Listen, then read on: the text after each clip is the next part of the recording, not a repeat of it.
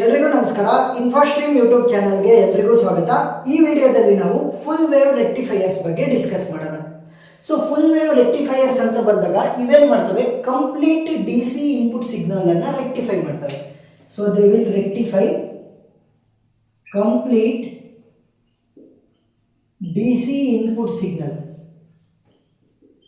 So ಅದು ಕರೆಂಟಿಂದ ಆದ್ರೂ ಆಗಿರಲಿ ಅಥವಾ ವೋಲ್ಟೇಜಿಂದ ಆದ್ರೂ ಆಗಿರಲಿ, complete D C input signal, D C ಅಂದ್ರೇನು, ಡೈರೆಕ್ಟ್ ಕರೆಂಟ್ ಇನ್ಪುಟ್ ಸಿಗ್ನಲ್ ಅನ್ನು ನಾವು ರೆಕ್ಟಿಫೈ ಮಾಡ್ತೇವೆ. ಯಾವ ರೀತಿ ಅಂತ ಡಿಸ್ಕಸ್ ಮಾಡೋಣ. ನೋಡಿ, ಇದು ಹಾಫ್ ವೇವ್ ರೆಕ್ಟಿಫೈಯರ್ದು ಸರ್ಕ್ಯೂಟ್ ಡಯಾಗ್ರಾಮ್. ಯಾವುದು? Half wave rectifiers. ಸೊ ಇಲ್ಲೇನಾಗುತ್ತೆ ಅಂತಂದ್ರೆ, ಪ್ರೈಮರಿ ಕಾಯಿಲ್ ಇದು ವೋಲ್ಟೇಜ್ ಅಕ್ರಾಸ್ V1 ಏನಂತ ಕರಿತೀವಿ? ವೋಲ್ಟೇಜ್ ಅಕ್ರಾಸ್ V1 ಅನ್ನ ನಾವು ಸೋರ್ಸ್ ವೋಲ್ಟೇಜ್ ಅಂತ ಕರಿತೀವಿ.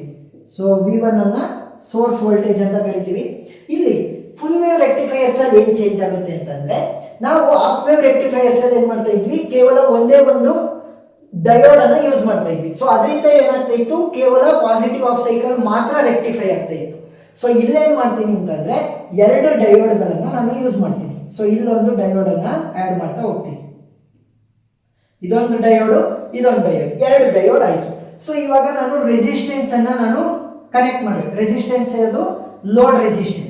ಸೊ ಅವಾಗ ಲೋಡ್ ರೆಸಿಸ್ಟೆನ್ಸ್ ಅನ್ನ ನಾನು ಕನೆಕ್ಟ್ ಮಾಡೋದಕ್ಕೋಸ್ಕರ ಏನ್ ಮಾಡ್ತೀನಿ ಅಂತಂದ್ರೆ, ಎರಡು ಪಾರ್ಟ್ಗಳಾಗಿ ಡಿವೈಡ್ ಮಾಡ್ತೀನಿ. ಯಾವುದನ್ನ?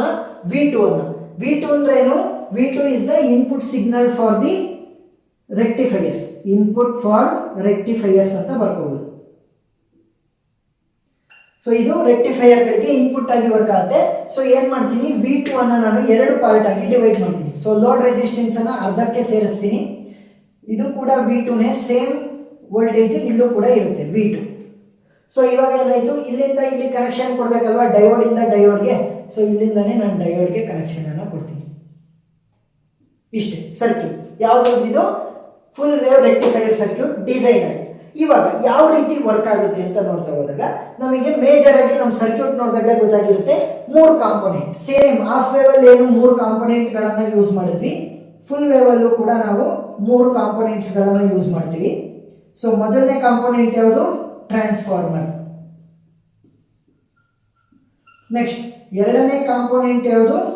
ನಮ್ಮ ಡಯೋಡ್. ಇಲ್ಲಿ ಎರಡು ಡಯೋಡ್ಗಳನ್ನ ಯೂಸ್ ಮಾಡ್ತಾ ಇದೀವಿ. So 2 diode. ನೆಕ್ಸ್ಟ್ ಮೂರನೇ ಕಾಂಪೋನೆಂಟ್ ಏನು? Load resistance RL. ಸೊ ಇಲ್ಲಿ ರೆಸಿಸ್ಟೆನ್ಸ್ ಇದೆ, ಅದನ್ನ ಲೋಡ್ ರೆಸಿಸ್ಟೆನ್ಸ್ RL ಅಂತ ಡಿನೋಟ್ ಮಾಡ್ತೀವಿ. ಸೊ ಇವಾಗ ಈ ಮೂರು ಕಾಂಪೋನೆಂಟ್ ಅನ್ನ ಯೂಸ್ ಮಾಡಿದ್ವಿ. ವರ್ಕಿಂಗ್ ಅನ್ನ ನೋಡ್ಬೇಕಾದ್ರೆ ಇದು ಎರಡು ಕಂಡೀಷನ್ ಅಲ್ಲಿ ವರ್ಕ್ ಆಗುತ್ತೆ. ನೋಡಿ, ಇಲ್ಲಿ ಇನ್ಪುಟ್ ಸಿಗ್ನಲ್ ಅನ್ನ ಕೊಟ್ಟಿದ್ದಾರೆ. ಈ ಹೈಟ್ ಏನಿದೆ ಇದನ್ನ ಆಂಪ್ಲಿಟ್ಯೂಡ್ ಆಫ್ ದ ವೇವ್ ಅಂತ ಕರಿತೀವಿ. ಎಷ್ಟು ಹೈಟ್ ಜಾಸ್ತಿ ಆಗಿರುತ್ತೆ ಅಷ್ಟು ಆಂಪ್ಲಿಫಿಕೇಶನ್ ಜಾಸ್ತಿ ಇದೆ ಅಂತ ಅರ್ಥ. ಸೊ ಇವಾಗ ನೋಡ್ತಾ ಹೋದಾಗ positive half cycle, negative half cycle, positive half cycle, negative half cycle, ಒಂದು ಪಾಸಿಟಿವ್ ಒಂದು ನೆಗೆಟಿವ್, ಎರಡು ಮರ್ಜ್ ಆಗಿ ಏನ್ ಮಾಡುತ್ತೆ, ಒಂದು ಕಂಪ್ಲೀಟ್ ಸೈಕಲ್ ಅನ್ನ ಫಾರ್ಮ್ ಮಾಡುತ್ತೆ. ಹಾಫ್ ವೇವ್ ರೆಕ್ಟಿಫೈಯರ್ಸ್ ಅಲ್ಲಿ ಏನಾಗ್ತಾ ಇತ್ತು, ಕೇವಲ ಪಾಸಿಟಿವ್ ಆಫ್ ಸೈಕಲ್ ಮಾತ್ರ ಇಲ್ಲಿ ರೆಕ್ಟಿಫೈ ಆಗ್ತಾ ಇತ್ತು. ಆದ್ರೆ ಇಲ್ಲಿ ಫುಲ್ ವೇವ್ ರೆಕ್ಟಿಫೈಯರ್ಸ್ ಅಲ್ಲಿ ಏನಾಗುತ್ತೆ, ನೆಗೆಟಿವ್ ಆಫ್ ಸೈಕಲ್ ಕೂಡ ರೆಕ್ಟಿಫೈ ಆಗ್ತಾ ಹೋಗುತ್ತೆ. ಸೊ ಯಾವ ರೀತಿ ಅಂತ ಅಂದಾಗ, ಎರಡು ಕಂಡೀಷನ್, ಸೇಮ್ ಎರಡು ಕಂಡೀಷನ್ ಅನ್ನ ತಗೋಣ. ಮೊದಲನೇ ಕಂಡೀಷನ್ ಏನು? ಫುಲ್ ವೇವ್ ರೆಕ್ಟಿಫೈಯರ್ಸ್, ನಮ್ಮ full wave rectifiers positive half cycle ಅಲ್ಲಿ ಇದ್ದಾಗ, positive half cycle.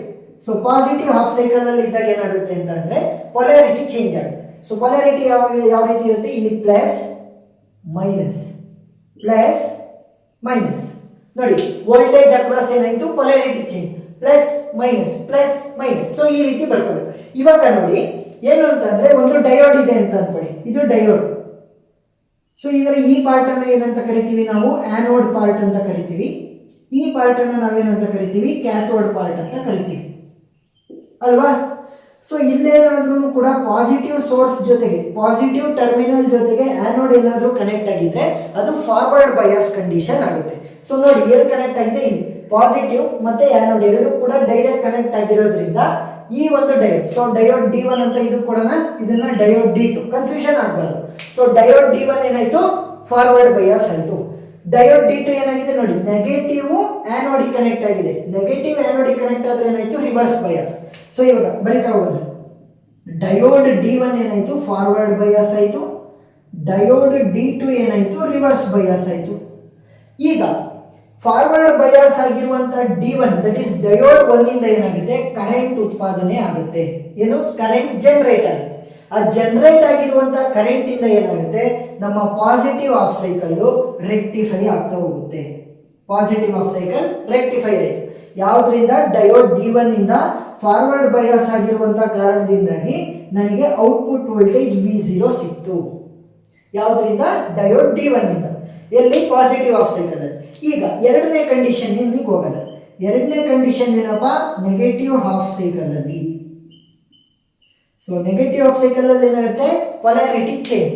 So plus ಇದ್ದಿದ್ದ ಜಾಗದಲ್ಲಿ ಮೈನಸ್ ಆಗುತ್ತೆ, ಮೈನಸ್ ಇದ್ದಿದ್ದು ಪ್ಲಸ್ ಆಗುತ್ತೆ, ಪ್ಲಸ್ ಇದ್ದಿದ್ದು ಮೈನಸ್, ಮೈನಸ್ ಇದ್ದಿದ್ದು ಪ್ಲಸ್. ಸೊ ಇವಾಗ ಪ್ಲಸ್ ಮತ್ತೆ ಆ್ಯನೋಡ್ ಎಲ್ಲಿ ಕನೆಕ್ಟ್ ಆಗಿರೋದು ನೋಡಿ, ಪ್ಲಸ್ ಮತ್ತೆ ಆ್ಯನೋಡು D2 ಅಲ್ಲಿ ಕನೆಕ್ಟ್ ಆಗಿದೆ. ಸೊ ಇವಾಗ ಏನಾಯಿತು? D1 ರಿವರ್ಸ್ ಬಯಾಸ್ ಆಯಿತು, D2 ನಮಗೆ ಫಾರ್ವರ್ಡ್ ಬಯಾಸ್ ಆಯಿತು. ಫಾರ್ವರ್ಡ್ ಬಯಾಸ್ ಆದರೆ ಮಾತ್ರ ಕರೆಂಟ್ ಉತ್ಪತ್ತಿ ಆಗುತ್ತೆ. ಸೊ ಇವಾಗ ಏನಾಯಿತು? ಕರೆಂಟ್ ಉತ್ಪಾದನೆ ಆಯಿತು. ಕರೆಂಟ್ ಉತ್ಪಾದನೆ ಆಗಿರೋದ್ರಿಂದ ಏನಾಯಿತು? ನನಗೆ ನೆಗೆಟಿವ್ ಹಾಫ್ ಸೈಕಲ್ ಕೂಡ ರೆಕ್ಟಿಫೈ ಆಗುತ್ತೆ. ಆದರೆ ಪಾಸಿಟಿವ್ ಹಾಫ್ ಸೈಕಲಲ್ಲೇ ನಾನು ಬರೀಬೇಕು. ಇದು ನೆಗೆಟಿವ್ ಹಾಫ್ ಸೈಕಲ್ ಯಾವುದ್ರ ಮುಖಾಂತರ ಆಗಿರೋದು? ಡಯೋಡ್ D2 ಫಾರ್ವರ್ಡ್ ಬಯಾಸ್ ಆಗಿರೋದ್ರಿಂದ. ಪಾಸಿಟಿವ್ ಹಾಫ್ ಸೈಕಲ್ ರೆಕ್ಟಿಫೈ ಆಗಿರೋದು ಡಯೋಡ್ D1 ಇರೋದ್ರಿಂದ, ಡಯೋಡ್ D1 ಫಾರ್ವರ್ಡ್ ಬಯಾಸ್ ಆಗಿರೋದ್ರಿಂದ. ನಾನಿಲ್ಲಿ ರೆಕ್ಟಿಫೈ ಆಗಿರುವಂಥ ವೇವನ್ನು ರೆಪ್ರೆಸೆಂಟ್ ಮಾಡಬೇಕಾದ್ರೆ ಪಾಸಿಟಿವ್ ಹಾಫ್ ಸೈಕಲಲ್ಲೇ ರೆಪ್ರೆಸೆಂಟ್ ಮಾಡಬೇಕು, ನೆಗೆಟಿವ್ ಹಾಫ್ ಸೈಕಲಲ್ಲಿ ನಾನು ರೆಪ್ರೆಸೆಂಟ್ ಮಾಡೋಂಗಿಲ್ಲ. ಸೊ ಏನಾಯಿತು? ಡಯೋಡ್ D1 ಇಂದ ನನಗೆ ಪಾಸಿಟಿವ್ ಹಾಫ್ ಸೈಕಲ್ ರೆಕ್ಟಿಫೈ ಆಯಿತು, ಡಯೋಡ್ D2 ಇಂದ ನೆಗೆಟಿವ್ ಹಾಫ್ ಸೈಕಲ್ ರೆಕ್ಟಿಫೈ ಆಯಿತು. ಸೊ ಟೋಟಲ್ ಏನಾಯಿತು? ಫುಲ್ ವೇವ್ ಕೂಡ ನನಗೆ, ಫುಲ್ ಇನ್ಪುಟ್ ವೇವ್ ರೆಕ್ಟಿಫೈ ಆಯಿತು. ಅದೇ ರೀತಿ ಇವಾಗ ಮತ್ತೆ ಪಾಸಿಟಿವ್ ಹಾಫ್ ಸೈಕಲ್ಗೆ ಬಂದಾಗ ಏನಾಗುತ್ತೆ? ಡಯೋಡ್ D1 ಆಕ್ಟಿವೇಟ್ ಅಥವಾ ಫಾರ್ವರ್ಡ್ ಬಯಾಸ್ ಆಗಿ ಔಟ್ಪುಟ್ ವೋಲ್ಟೇಜ್ ಅನ್ನು ರೆಕ್ಟಿಫೈ ಮಾಡಿಸುತ್ತೆ. ನೆಕ್ಸ್ಟ್ ನೆಗೆಟಿವ್ ಹಾಫ್ ಸೈಕಲ್ನಲ್ಲಿ ಡಯೋಡ್ D2 ರೆಕ್ಟಿಫೈ ಮಾಡಿಸ್ತಾ ಹೋಗುತ್ತೆ, ಯಾಕಂತಂದ್ರೆ ಅದು ಫಾರ್ವರ್ಡ್ ಬಯಾಸ್ ಕಂಡೀಷನ್ಗೆ ಬರುತ್ತೆ. ಸೊ ಇವಾಗ ನಾವು ವರ್ಕಿಂಗ್ ಅನ್ನ ತಿಳ್ಕೊತಾ ಹೋದ್ವಿ, ಮತ್ತೆ ಸರ್ಕ್ಯೂಟ್ ಕನ್ಸ್ಟ್ರಕ್ಷನ್ ಅನ್ನು ಕೂಡ ನೋಡಿದ್ವಿ. ಸ್ವಲ್ಪ ಫಾರ್ಮುಲಾಗಳನ್ನ ನೋಡೋಣ. ಸೊ ಯಾವ ಯಾವ ಫಾರ್ಮುಲಾಗಳನ್ನ ನೋಡಬಹುದು ನಾವಿಲ್ಲಿ? V1 that is the source voltage, V2 is the input for the rectifier circuit. ಎರಡನೇದು, ಮೂರನೇದು ಕರೆಂಟ್ ಜನರೇಟೆಡ್ I. ಸೊ ಮೂರಕ್ಕೂ ಕೂಡ ಫಾರ್ಮುಲಾನ ನೋಡ್ತಾ ಹೋದ್ರೆ, so V1 will be equal to Vm sin θ. So maximum voltage value ಇಲ್ಲೇ ಸಿಗುತ್ತೆ, ಯಾಕಂತಂದ್ರೆ ಆಂಪ್ಲಿಟ್ಯೂಡ್ ಎಷ್ಟು ಆಗಿದೆ ಅಷ್ಟೇ ಮ್ಯಾಕ್ಸಿಮಮ್ ವೋಲ್ಟೇಜ್ ಆಗಿರುತ್ತೆ. ನೆಕ್ಸ್ಟ್ V2 ಅಂದ್ರೆ ಏನು? Input for the rectifier circuit. V2 will be equal to N2 divided by N1 into V1. N2 ಅಂದ್ರೆ ಏನು? N2 ಅಂತಂದ್ರೆ number of turns in the secondary coil, N1 ಅಂತ ಅಂದ್ರೆ number of turns in the primary coil. So ಇವಾಗ ಏನಾದ್ರೂ N2 value ಅಂದ್ರೆ number of turns in secondary coil number of turns in primary ಕಾಯಿಲ್ಗಿಂತ ಜಾಸ್ತಿ ಇದ್ರೆ ನಾವೇನಂತ ಕರಿತೀವಿ? ಆ ಟ್ರಾನ್ಸ್ಫಾರ್ಮರ್ ಅನ್ನ ಸ್ಟೆಪ್ ಅಪ್ ಟ್ರಾನ್ಸ್ಫಾರ್ಮರ್ ಅಂತ ಕರಿತೀವಿ. ಯಾವಾಗ ನಂಬರ್ ಆಫ್ ಟರ್ನ್ಸ್ ಇಂದ secondary coil number of turns ಇಂದ ಪ್ರೈಮರಿ ಕಾಯಿಲ್ಗಿಂತ ಜಾಸ್ತಿ ಇದ್ದಾಗ ಸ್ಟೆಪ್ ಅಪ್ ಟ್ರಾನ್ಸ್ಫಾರ್ಮರ್. ಅದೇ ಉಲ್ಟಾ ಆದ್ರೆ ಅಂದ್ರೆ N1 is greater than N2 ಆದ್ರೆ ಏನಂತ ಕರಿತೀವಿ? Step down transformer. ಸೊ ಇನ್ನು ಉಳಿದಿರುವಂಥದ್ದು current I will be equal to Im sin θ. Vm ವ್ಯಾಲ್ಯೂನ ನಾನು ಇಲ್ಲಿಂದ ತಗೊಂಡೆ, ಆದರೆ Im ವ್ಯಾಲ್ಯೂ ನನಗೆ ಗೊತ್ತಿಲ್ಲ, ಅಂದರೆ ಮ್ಯಾಕ್ಸಿಮಮ್ ಕರೆಂಟ್. ಸೊ ಅದನ್ನು ಯಾವ ರೀತಿ ಕಂಡುಹಿಡಿತೀನಿ ಅಂತಂದರೆ ನಾನು ಓಮ್ಸ್ ಲಾನ ಯೂಸ್ ಮಾಡ್ತೀನಿ. ಓಮ್ಸ್ ಲಾ ಎಲ್ಲರಿಗೂ ಗೊತ್ತಿರುತ್ತೆ, V is equal to IR.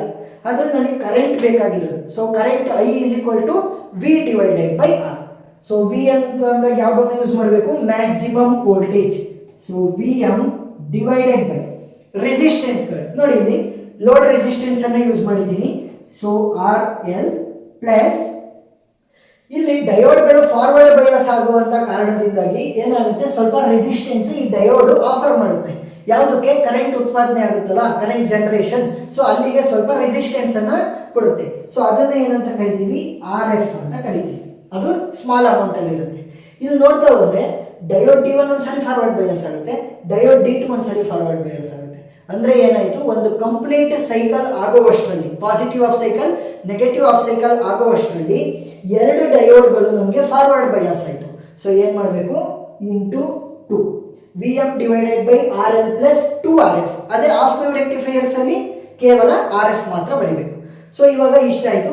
ಇನ್ನು ಎಫಿಷಿಯನ್ಸಿ ಬಗ್ಗೆ ನೋಡ್ತಾ ಹೋದ್ರೆ, so efficiency of the full wave rectifier will be equal to 81.2%. So 81.2% ಏನಾಗಿರುತ್ತೆ? ಫುಲ್ ವೇವ್ ರೆಕ್ಟಿಫೈಯರ್ಸಿನ ಎಫಿಷಿಯನ್ಸಿ ಆಗಿರುತ್ತೆ. ಹಾಫ್ ವೇವ್ ಎಷ್ಟು? 40.6%. ಸೊ ಹಾಫ್ ವೇವ್ ರೆಕ್ಟಿಫೈಯರ್ಸ್ ಬಗ್ಗೆ ಕಂಪ್ಲೀಟ್ ಮಾಹಿತಿಯನ್ನು ತಿಳ್ಕೊಂಡಿದ್ದೀವಿ. ನಾನು ಏನು ಬೋರ್ಡ್ ಮೇಲೆ ಬರೆದಿದ್ದೀನಿ ಇಷ್ಟು ಬರೆದ್ರೆ ಸಾಕು, ನಿಮಗೆ ಫುಲ್ ಆನ್ ಫುಲ್ ಮಾರ್ಕ್ಸ್ ಸಿಗುತ್ತೆ. ಏನಾದ್ರೂ ಡೌಟ್ ಇದ್ದರೆ ಕಮೆಂಟ್ ಸೆಕ್ಷನಲ್ಲಿ ತಿಳಿಸಿ. ಮತ್ತು ವಿಡಿಯೋ ಇಷ್ಟ ಆಗಿದ್ದರೆ ಲೈಕ್ ಮಾಡೋದನ್ನು ಮತ್ತು ಸಬ್ಸ್ಕ್ರೈಬ್ ಮಾಡೋದನ್ನು ಮರಿಬೇಡಿ. Thank you.